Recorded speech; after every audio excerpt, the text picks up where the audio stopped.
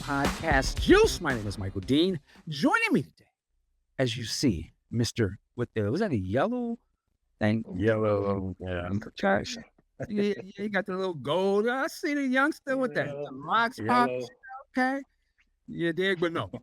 Joining me today is Mr. Jassy Jenkins, the man.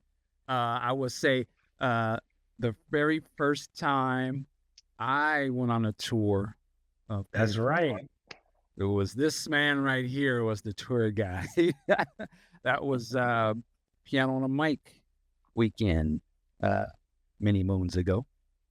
And a good brother, obviously a big member of the Prince community for sure. We are coming together today because there's a lot of talk going on about the Netflix Prince documentary. With the New York Times article that came out a while ago. Now there's another video on YouTube of two gentlemen who have seen the documentary and they gave their thoughts on it. I'll put the link in the description below so you can watch that if you haven't already.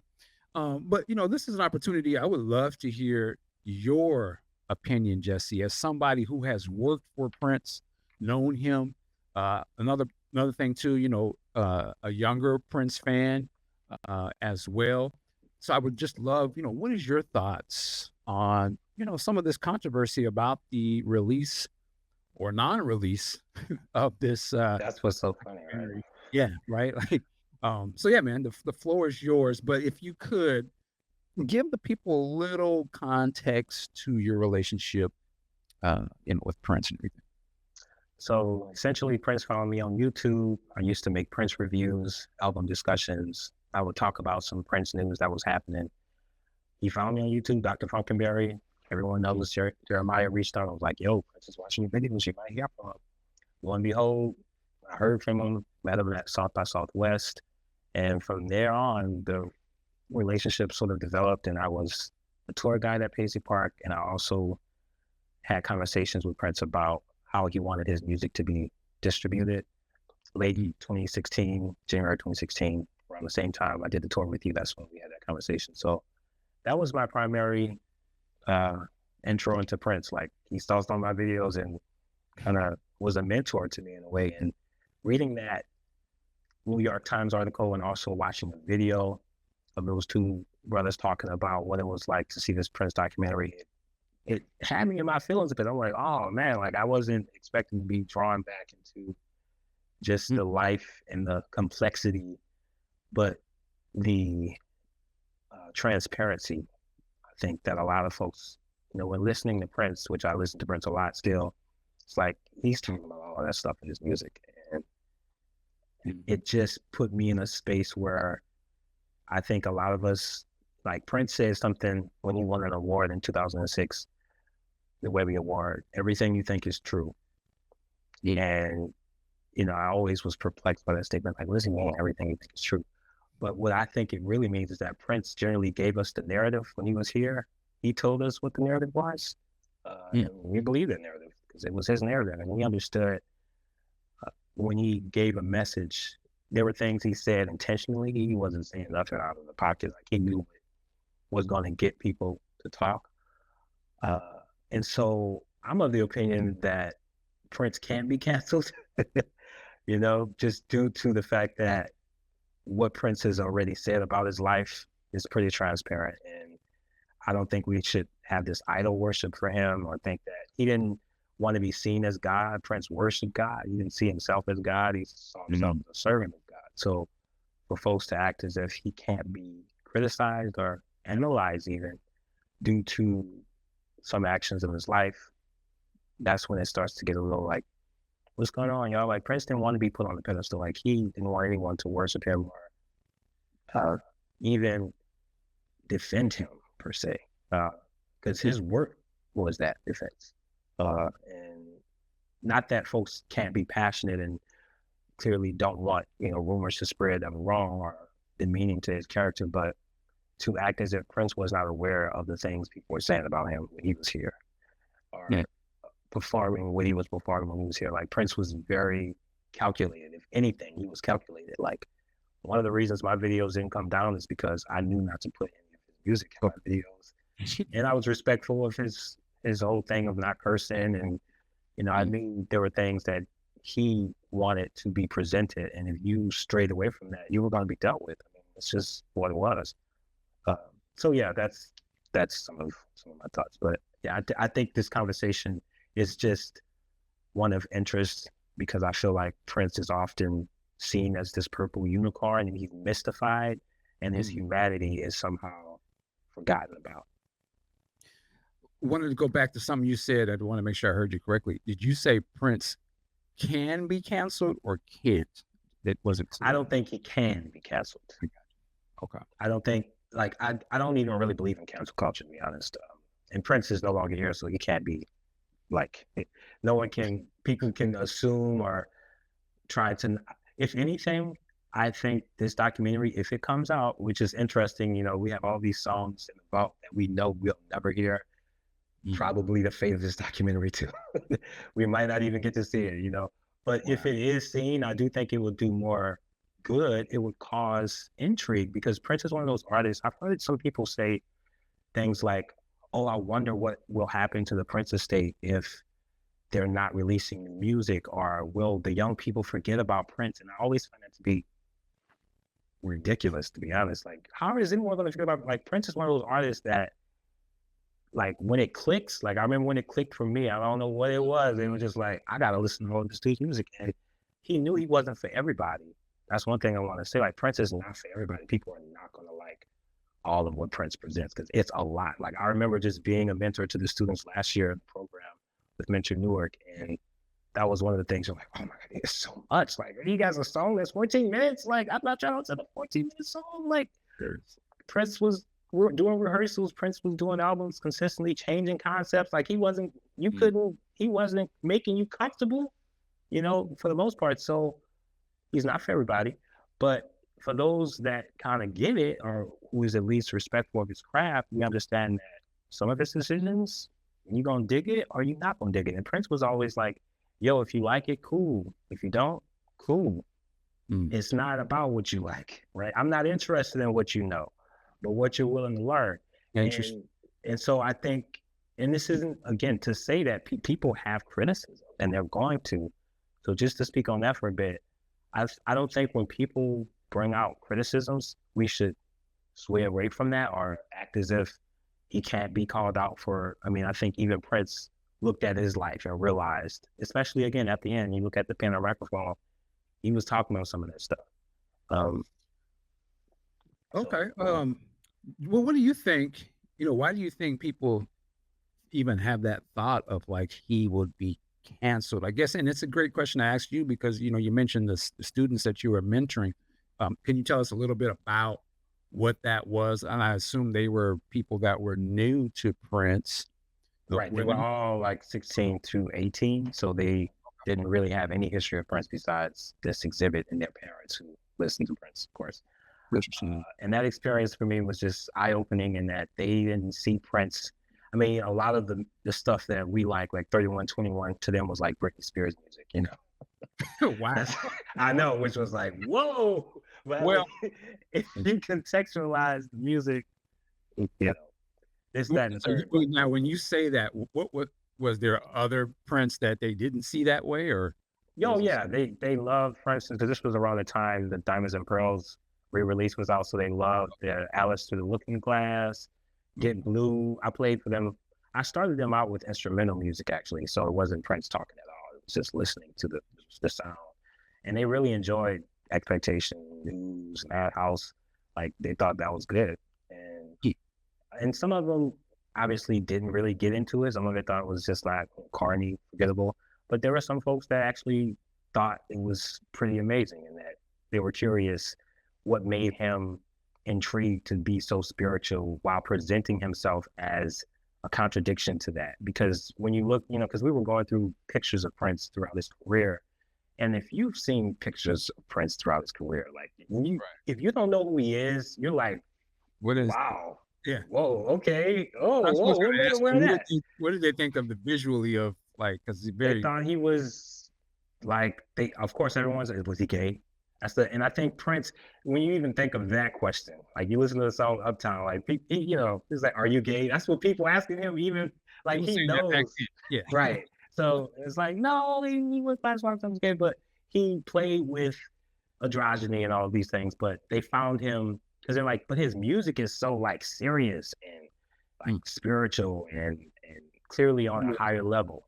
So mm, for them, it was just interesting because it seemed so serious, but then you listen to the music and it's either very playful or it's very spiritual. So I think some folks had a just a unique approach to listening to him because they didn't think of him to be. They thought he was just this nasty, raunchy, But if you listen to the music, he kind of backed that yeah. up with that. That's interesting because, that was the thing, not that necessarily got me into Prince, but that was from my experience when I got into Prince, which had been, during Purple Rain, that was the word of like, yo, this is X-rated, or this is like, Right. you ain't supposed to be listening to this, and it was almost as if it was the exact opposite of what a lot of us were into at the time, was of course Thriller and Michael Jackson and all that. But it was totally different from that. And that's what made it to me like intriguing. Like I was like, whoa, okay, he's talking about, masturbating with a magazine. I didn't even know what that meant. I knew it was something nasty. I knew that my mom, who I don't think she really knew much about Prince other than what she may have heard and, seeing the videos and hearing about Purple Rain, was like, it was to the point where my mom was like, "You're not gonna go see that movie without me going with you," Wow. because she just already knew, And I remember my grandmother. I said this before. My grandmother was at my cousin's house, and this was when Controversy was out, and that poster was on the wall. Right. Oh And my she goodness. didn't know who that was at all, but here's this half naked dude on the wall of my grandbaby's bedroom, you know, and and so that's how I guess, was he being canceled then? Like, that's what drew Right. me, was just, I was Right. like, who is this? So I always felt like, I mean, that's what Prince was known for back then. And we didn't cancel that. Shit, for me, that drew me into like, I want to know about this. I'm feeling things, listening to these songs or seeing him that I have never felt before. He was speaking to a different wavelength that my young mind hadn't experienced. And so it was a new thing to hear somebody talking about sexual things and then other stuff, it evolved into this other things. So I always wonder, like, when I hear people say, oh, you might get canceled and things, like, well, I mean, remember, Prince was the face of the PMRC. Like, they had, hearings about his music back Temple then. Gore was not playing with him. She's like, Yeah. no, this guy is I like mean, demonic. He's influencing our children. Like he clearly and he was changing. survived that. I mean, he changed the game. They put the stickers on the album. But I mean, to me, if anything, that just made him even more infamous and legendary. Like, yeah, this is the guy that did. So I mean, to me, it's like, we've already lived through that back then. I don't think he would. What would it be any different today? Like, I don't understand why people were so afraid that. Now, there's the other argument of people thinking some of these some of these things aren't true. Like, he's not here to defend himself, or, questioning, did this happen? Which I can understand that too. But I'm just curious. I'm sort of rambling just to give you some things. But, what are some of your thoughts on that stuff? Well, I mean, I think people are going to think a lot of different things based off of the allegations that were out. And if you just look at how Prince dealt with that talk, and when Prince was here, he was saying a lot of stuff that people who work with him, they knew they couldn't. Even if something happened to them with him, they couldn't say nothing because there was going to be a cease and desist, or there was going to be some sort of like shutdown. And right after he passed away, it wasn't like there was just this flood of people saying, "Oh, Prince is this bad." Like that would be the best example to figure out what's the general outlook. Obviously, people take time to process whatever information, but I feel like when Prince passed away, immediately it was just like surprise, shock. People had all of this grief and they had these thoughts. But when you look at Prince and how he navigated his life, first of all, he didn't share with us his life, really. And what he did share was what he chose to share. It wasn't him going out of his way to speak. I mean, and I think another thing that really got me thinking about all of this is how when Prince lived his career, his life, he didn't have really any scandals. Like there was nothing that Mm. happened to him outside of obviously the tragic loss of his son. Uh, Right. we don't really know what happened to Prince throughout his career personally that happened to him personally. I'm not even talking about loss that he had, but like his battles, he did not communicate that to us in that way, as if he didn't tell people, oh yeah, I have this, whether it was physical, emotional, he converted all of that into music. And it was Mhm. kind of like for him, the world of Prince, right? Like it's like his world, his vision, and you're in it, but you're not really abreast to what's personal. I mean, obviously he had friends that I'm sure he shared some of that stuff with, but Prince wasn't out here trying to let people know his pain. He wasn't wanting people to relate to him in that way. But clearly he, when you look at his life, like when you think of his upbringing, so when I look at his childhood and see how fragmented his childhood was, Mhm. like leaving home, not really having a place to stay, staying with his friend, not really. And again, Prince was a genius. He had all these thoughts coming to him, but he didn't really have that home to foster that. A lot of it was, contention, and he had to make a way in that. And he, I think, as he grew older, realized that, someone like Morris Day and Andre Simone and all these different people were struggling with him. He kind of made it out as the thing, like Prince, Prince. Everyone knows Prince around the world. But we knew also, obviously, he's human. He had pain, not to mention the hip, the rumors of him having a hip replacement and all that. But I think one thing that's just important to mention is that, again, like, because we know that much about Prince, Mm. to safeguard or to act as if this is not true or this can be true, we should just go on what the available evidence suggests. And again, I'm gonna just start with the music. You just start with what he wrote in his songs. You talk about or look at what he said in interviews, but know that we don't really know none of these celebrities. We don't know any of these people. Like Right. they build their stories and they build their, and again, there's not been any, as far as I understand, no one has come in mass saying that Prince was guilty of this, that, and the third. Because Prince, again, was very calculated. When he was here, there's a reason why there was no, I mean, not to mention, I think he wasn't out here just doing what a lot of people did. He was not, he made choices when it came to what he talked about. And there were times he's like, I remember there were times when he was here and there were interviews that came out and Prince was caught for saying stuff. It was like, I remember in 2011, I'm gonna mention it. I don't know if you remember this, but it was a quote. He said something to the effect of, I love Muslim countries because women don't have a choice. I vaguely remember something like that. Like 2000, it went crazy on the org. Everybody was talking about, what was Prince talking about? Like, or even, Prince was a Jehovah's Witness. That's another thing. Like him being a Jehovah's Witness, by virtue of him being a Jehovah's Witness, I don't know if y'all know what Jehovah's Witnesses believe, but you can look into what they believe about life, and a lot of that navigated and framed how he saw the world. Notwithstanding. So some of the things that people say about Prince in terms of how he approached them makes sense in light of, but I also think he was all these different, like Prince, all of these different, I don't want to say personalities because I'm not claiming him to be schizophrenic or any of that, but almost like going from one thing to the next so seamlessly Mhm. creates, he was a complex human. Yeah, I mean, as an outsider, as a fan, I should say, watching it, it just seemed like, he was able to reinvent himself every time, right? And that was what was also interesting to me is like, okay, this run, I'm on this, you Right. know, did a couple albums, flip it up, now on this style,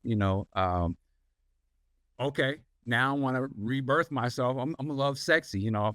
shedding some of that. And then of course the Come album, with the cover and sort of that whole thing. So I think he was always, how is it, a chameleon or That's but a chameleon. Yeah. yeah, and he could roll with whatever he needed to do.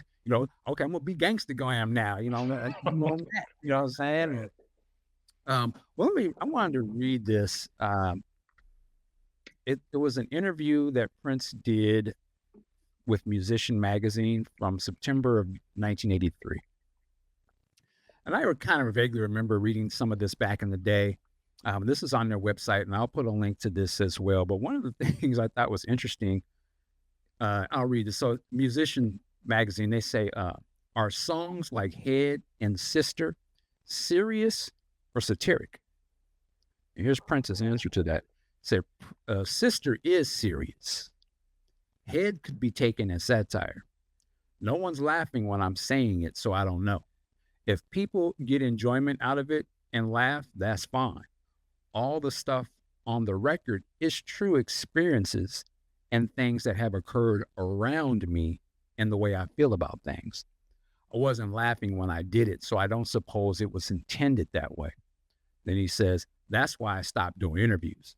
I started and I stopped abruptly, and maybe there's a misspelling, stopped abruptly because of that. People weren't taking me seriously, and I was being misunderstood.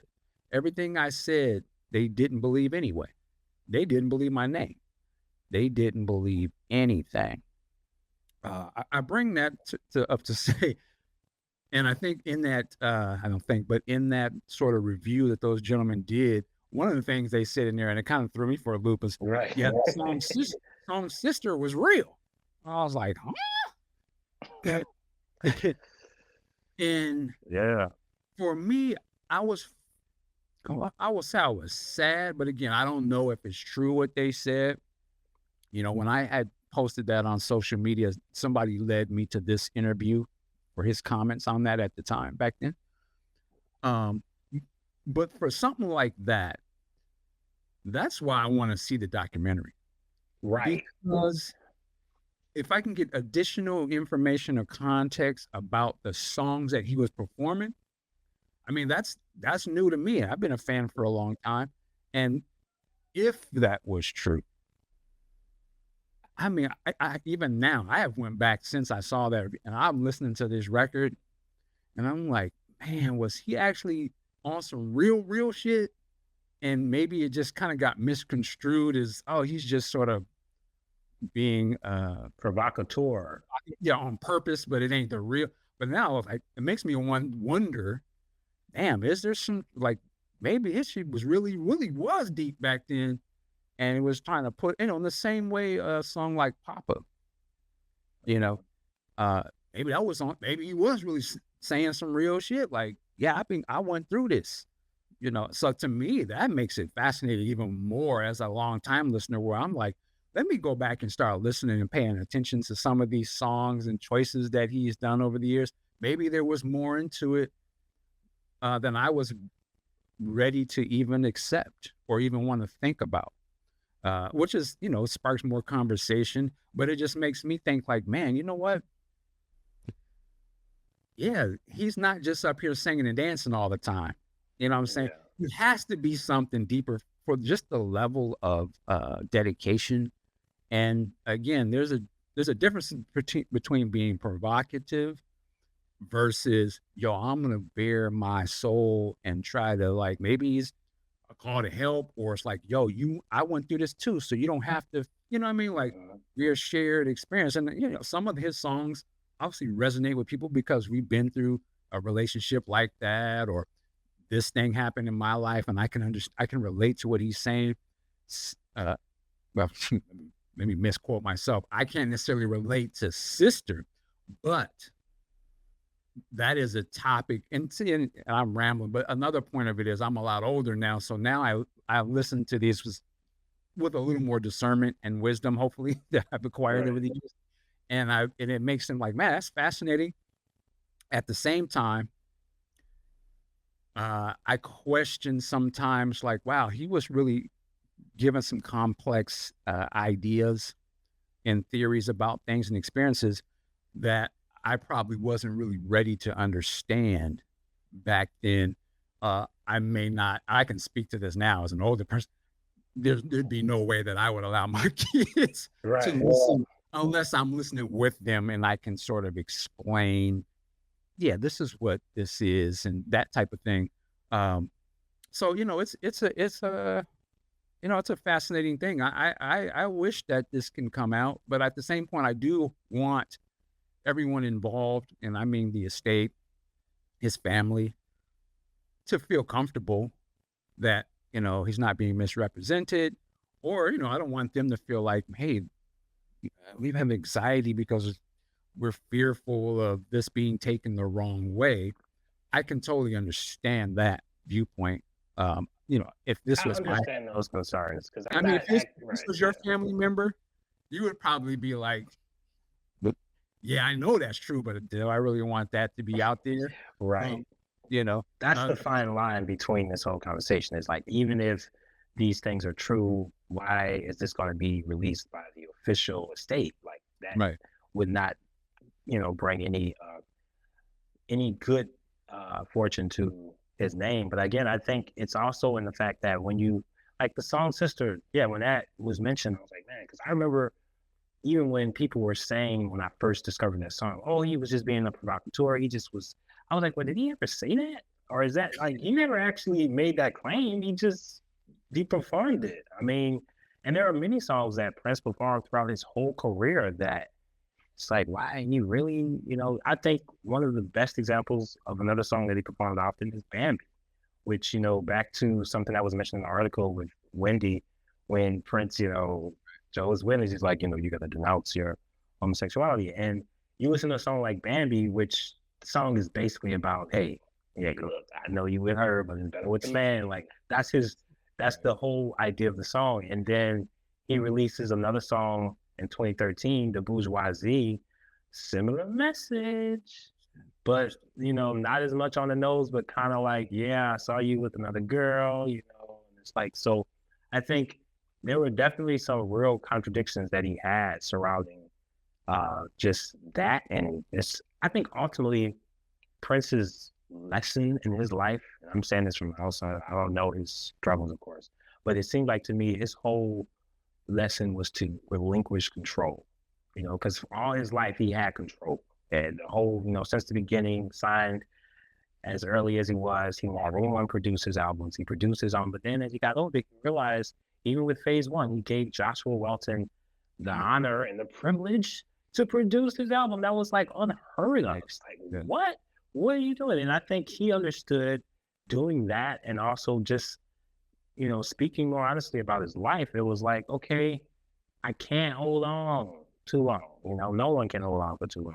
And I just have the opinion that he was seeing himself because his whole, I mean, and you also look at his career in terms of, okay, Prince is successful, he's huge, but then the battle in the 90s, he doesn't have his masters. He doesn't own any of the work that he did. So after that became a reality, he talked about that his whole career, essentially. Like that's all he told. You look at interviews, that's all Prince talked about. He's like, only masters, only masters. And then he finally gets his masters in 2014, and it's like, Hmm.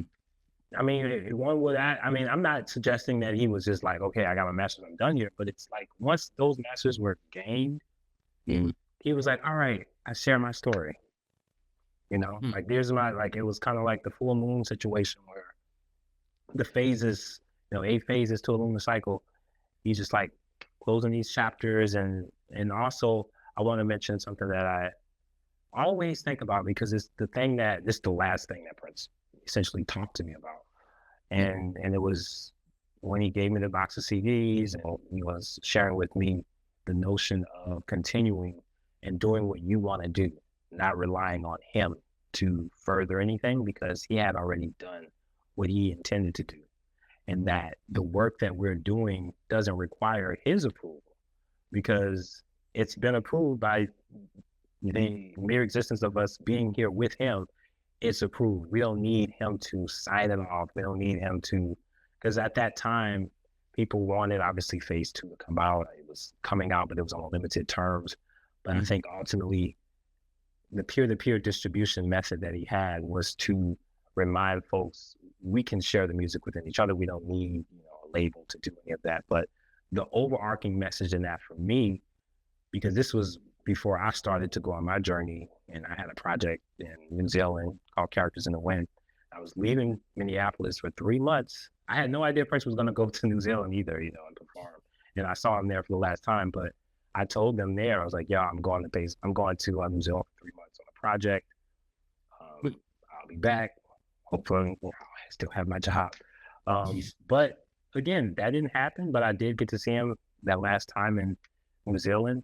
But I was already on what he was saying. I'm like, you know, because as thankful as I was being at Paisley Park, I felt moved by this particular project I had. I wasn't going to allow Paisley Park to lock me in and, you know, I can't move because what if this position is no longer here? And this is kind of how Prince did his thing too, right? Like Prince was like, I'm moving according to what I'm moving. He wasn't waiting for someone to affirm whether or not he should move. And I think that's the kind of spirit he wanted for those who were followers of him. Like, okay, yes, you love my music. You don't need me to tell you if the music is good. You don't need me to hold your hand in your delivery. And so I think of it in terms of, like I said earlier, Prince can be canceled. Prince shared his story. People are going to have many thoughts about his story. It's going to connect to some people. It may not connect to others, but ultimately that story is going to be constantly unfolding because we're still learning every day more about this man. This is someone who, again, didn't share his life. He didn't speak of this. And when we hear the music, we're closer to understanding it. But yeah, my bias is I would like a in-depth sort of like, you know, behind the scenes look at his process, because he was clearly a peculiar person in how he navigated his career and how he navigated his life. But he shared so much of that. And if you were in his space, like I was just on YouTube, just like Hannah was on YouTube, Nita was on YouTube, we had no connection to Prince. But Prince saw whatever he saw in us and whoever he saw. There were people Prince was talking to who were not musicians, who were just online, who he forged friendships with, who he forged energy connections with, just because he saw something in them. And he was aware that people were going to, I mean, I remember that time in 2012, 2013, Prince's Facebook was hacked. And I don't know if you remember that. No. You know, I remember that. I'm old, so I forget you. Well, it was an interesting time because they were posting all kind of nonsense that Prince obviously wouldn't post on their Facebook, but he deleted. That's when he eventually went to Twitter. What a lot of people don't know is I remember when Prince, they called me the day, like I was Prince's first Twitter follower. I don't even have a Twitter, but like when it first came out, they gave me the link, you know, to Prince 3G. And it's like, yeah, it's live. And that was when he did the song Baltimore.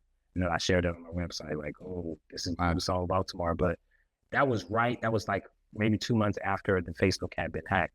But that was another time in which it just shows you Prince playing around with the internet, like somebody who was on the internet in the beginning and then getting off the internet and then taking his music off YouTube. Like if you were not connected to someone who knew Prince's music, you were not listening to Prince's music because it was not available. And so it's just interesting how all of his music is available now, but obviously it was not like that. So how old were you again during this period? How old were you at that? It was 10 years ago. So I was like 21 or 22. Wow. I'm 32 now. I love that he reached out to you however he did.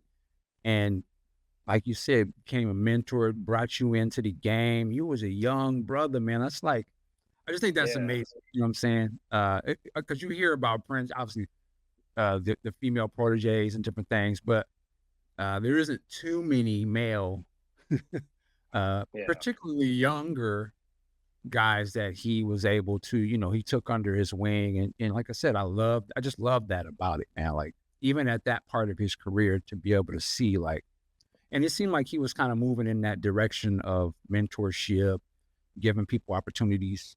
Yeah, Adrian, you had Mono Neon. Like I'm glad to say I was in their company. That's when I was with Prince when he was working with Mono Neon. Like I was in rehearsals with Mono Neon with Prince. Wow. Like, wow. That's my association. And I think it was new to me. And there were times I'll never forget, I had to sort of like snap out of it because I was still in the fog of being at Paisley Park and being in his presence. And he had told me, you know, yo, you're here because you're cool. Like, you don't have to worry, like, world surprised that you're gone. This was right before he was going to do the piano and microphone tour in Europe before it was canceled because of the Paris terrorist situation. Mhm. But he had the flyer out, and I remember just bugging out because I'm like, you're really going on tour with this thing, and I'm going to be running the teleprompter. Like, that was the original, you know, setup. And I just couldn't believe it. And I was sitting there with the European journalist, and he had to be like, we'll talk later. Like, I'm not a journalist. I'm not here to interview him, but I'm over here like, what you got to say?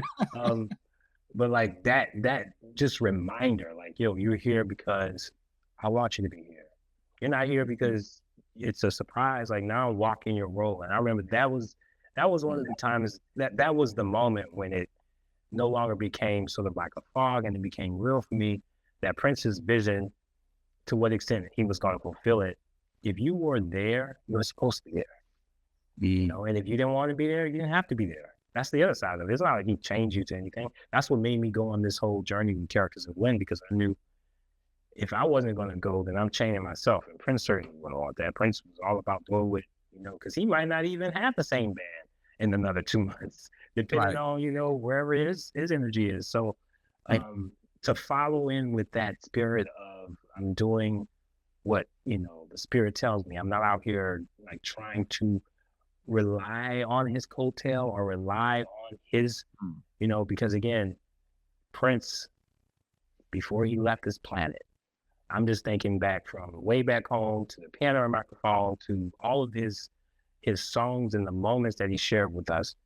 It seemed that he was already saying like, yo, like I mean, my first experience with Prince was the BET Awards in 2010 when he won that award, Mhm. when they honored him, and that was my first time hearing him talk or anything.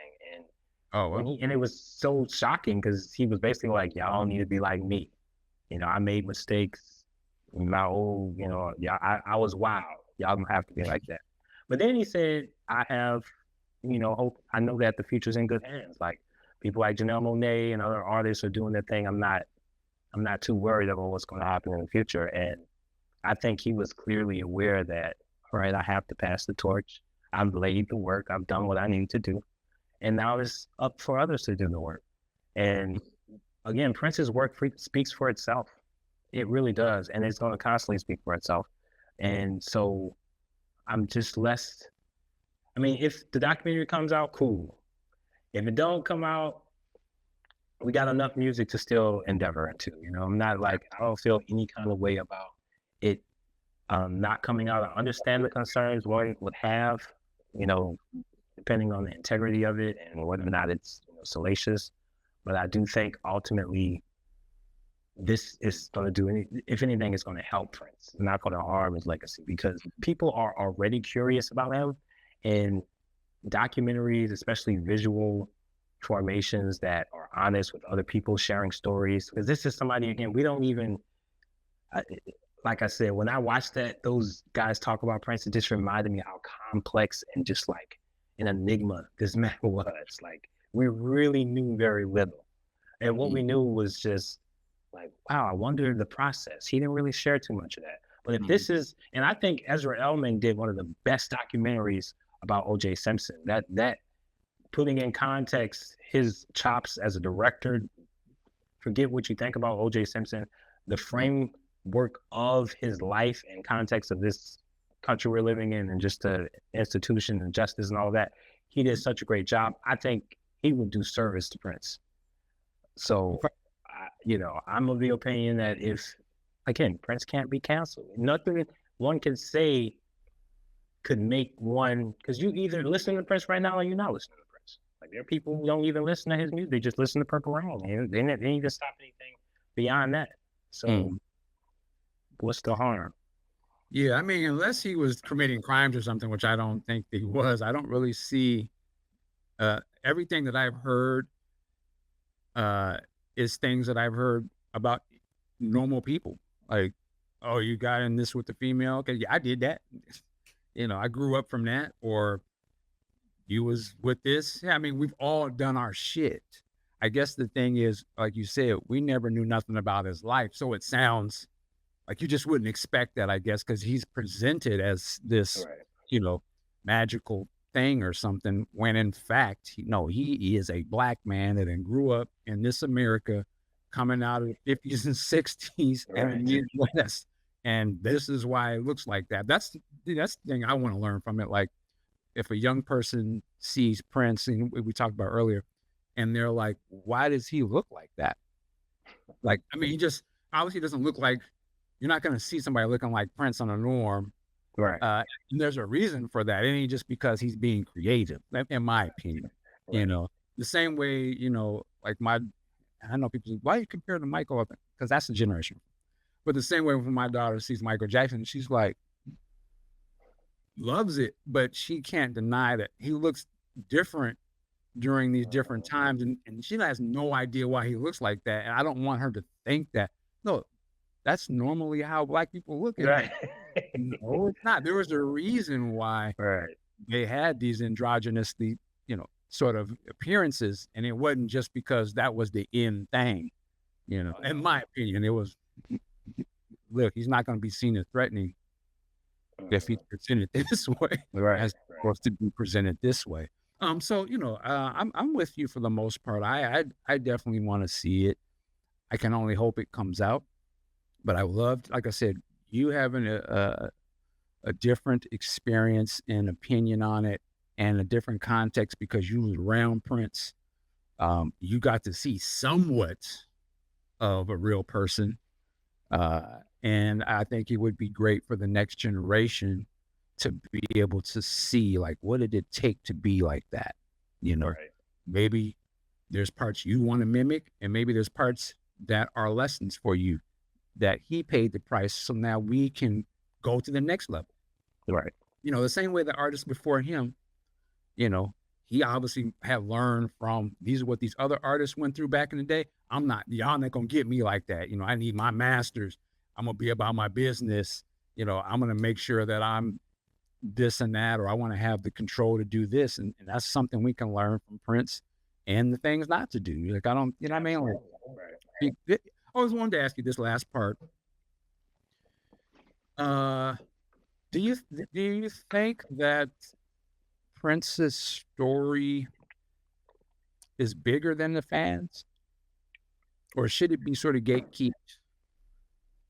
You know what I'm Yeah. saying? It's just the music, or it's just the because I hear people say, "Man, they should have fans watch this first," and I can understand that thought, but I actually think that would be horrible. That would be horrible. Like, no, I don't like that idea. I And not think, that I don't yeah, trust fans, but I'm just like, I y'all are don't. I nice. don't because a lot of fans don't even listen to his whole catalog. I know fans who say they're fans. They haven't even heard Rave and Two, not Unto and Two. Mhm. Like, so no, I would not trust the fans. I think I'm glad you asked this question because one thing I've been saying in the midst of all of these thoughts is that this is not even about Prince. It's bigger than Prince. Even like Prince's story, Prince identified himself as the embodiment of music. He Mhm. said, I am music. Right, right. And True. and then when you look at his music, you listen to the first song he ever did. All of this and more I share with love and sincerity, deepest care. Is for you.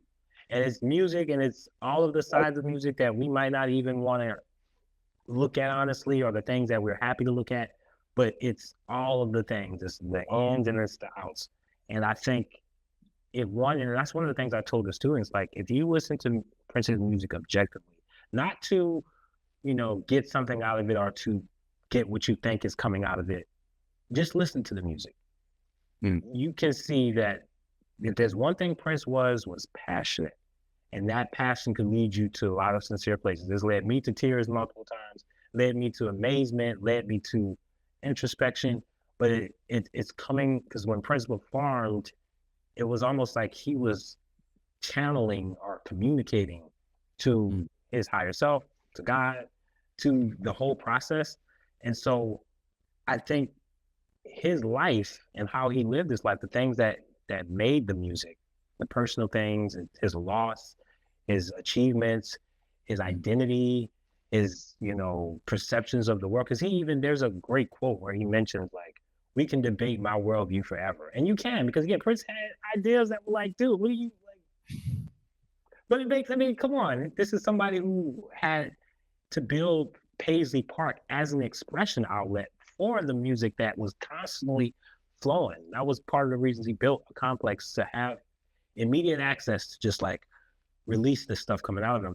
But growing up in America as an African man, having the challenges of being from a Taurus family and being in a contract that takes away your identity, like all of these things that he didn't openly talk about, but and then the pain, because that's the other thing. Like obviously, when you look at the pain, we're speaking of physical pain, the physical pain that he was in, that he didn't want nobody to see, that he was very big. I mean, when you look at the images, back to the images and how he presented himself, it was always sort of like foreshadowing the version of himself.